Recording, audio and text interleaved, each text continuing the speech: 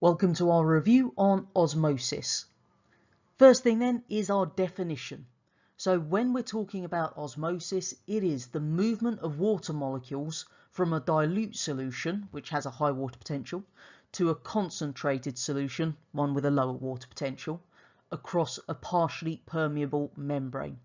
So what we're seeing here is that water is moving down the concentration gradient.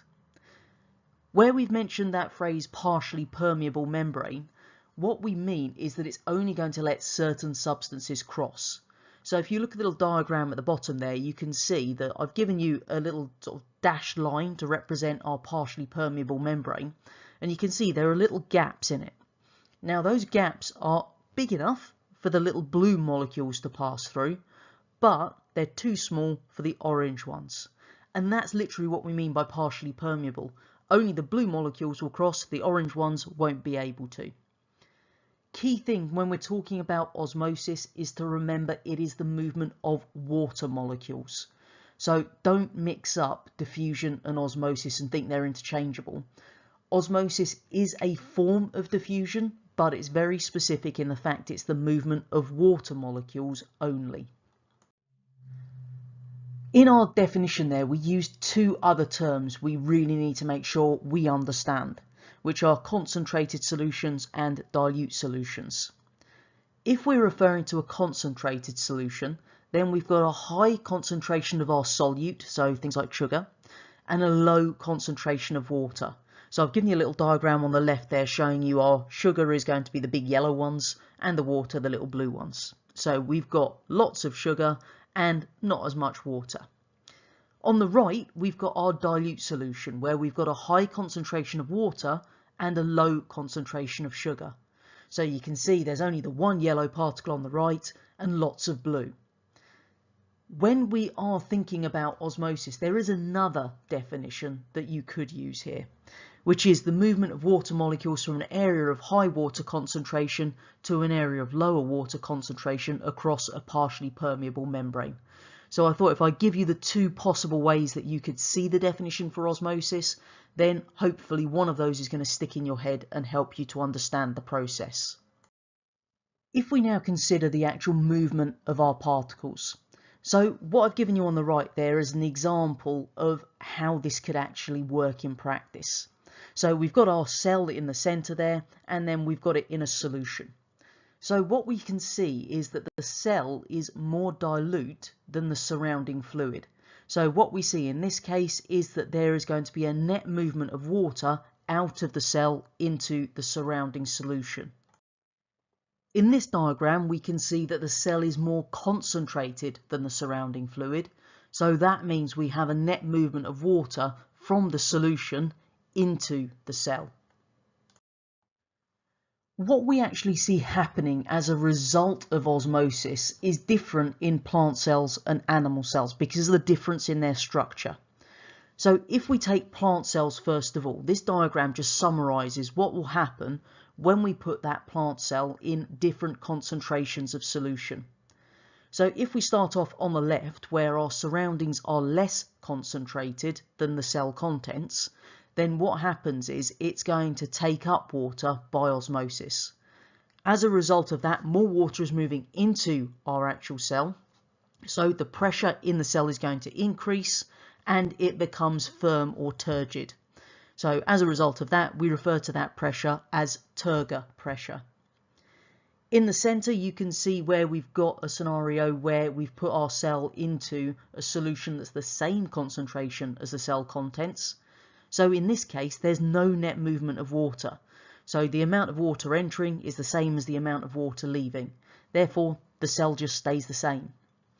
And on the right-hand side, we're putting our cells into a more concentrated solution than the cell contents. So what we see here is that in that scenario, the water is going to be drawn out of the cells by osmosis into the surrounding liquid. As a result of that, turgor pressure decreases, the cell becomes flaccid, and eventually, if it keeps going, then what we see is we get a plasmolyzed cell, which is where the cell contents collapse away from the cell wall. If we now come on to our animal cells, and go through those same 3 types of solution again, what we see are different outcomes. And that's all down to the fact that our animal cells don't have a cell wall. So if we start off by placing our animal cell in a less concentrated solution than the cell contents, then what happens is it takes in the water by osmosis again, it will swell up and it can burst. And that's a process called lysis. So when we burst the cells, that's lysis. If we place it into a solution that's got the same concentration as the cell contents, there's no net movement of water, and so the cell remains the same. And then finally, if we put it into a more concentrated solution than the cell contents, then it's going to lose water by osmosis to the surrounding fluid, and the cell becomes crenated, which basically means it crinkles up. Understanding the process of osmosis is only one part of this, because it's also a required practical. So we need to know how to do an investigation to investigate osmosis. Now, you should obviously have done this in class, where you probably used potato and different concentrations of sugar solution. Before we go any further, I'm going to give you a bit of warning here, because every year when we get an osmosis question that doesn't use potato and sugar solutions, then Twitter goes alight with all of these comments where people are ranting about the fact that what was this about carrots anyway? Well, the answer is it doesn't matter what random vegetable they might want to put into a question. It doesn't matter whether it's different concentrations of sugar or salt solutions. It's all just osmosis. So watch out for that. Don't fall into the trap of thinking that you've not been taught it and then moaning at your science teacher for not telling you about carrots, because it's still just osmosis, and go back to what you know. In terms of how we actually carry out the experiment then, first thing, we've got to cut our vegetable, most likely a potato, into identical cylinders. Key thing there, take off the skin from both ends as well. You then measure the mass on the electronic balance and record that in a suitable table. You place your potato chip into a beaker or a test tube that you've labelled with the actual concentration that you're going to add to it, and then you're going to add a fixed volume of solution using a measuring cylinder and add it to either your beaker or your test tube. Obviously the volume you use will be determined by whether you're using a beaker or a test tube. If it's beakers, then 100 centimetre cube normally covers it. If it's a test tube, then you're probably looking at about sort of 10-15 centimetres cube, depending on whether it's a boiling tube or a test tube and whether you've got long or short chips. We then leave that for 24 hours. 24 hours later, we then go back, take our little potato or vegetable cylinders out of our beakers, and we're going to dry them carefully on a paper towel. Once we've done that, we then measure the mass on the electronic balance once more, recording those final masses in our results table. As soon as you've got all of the final masses, we can work out the change in mass, and then we can use that to work out the percentage change in mass. The way we work out the percentage change in mass is you do your final result minus your initial result. We divide that by your initial result and we times it by 100 to get it as the percentage. Once we've calculated all of our percentage changes in mass, you'll have some that are positive and others that are negative. Now, it's important that you do write down the positive and negative signs, because whether they've gained or lost mass is critical to understanding what's actually happened in your experiment. So if our mass of the potato chips has increased, so they've been positive, then we've seen a net movement of water into the cells. So that tells us that the actual solution inside the potato chip cells is actually more concentrated than the solution you put it in.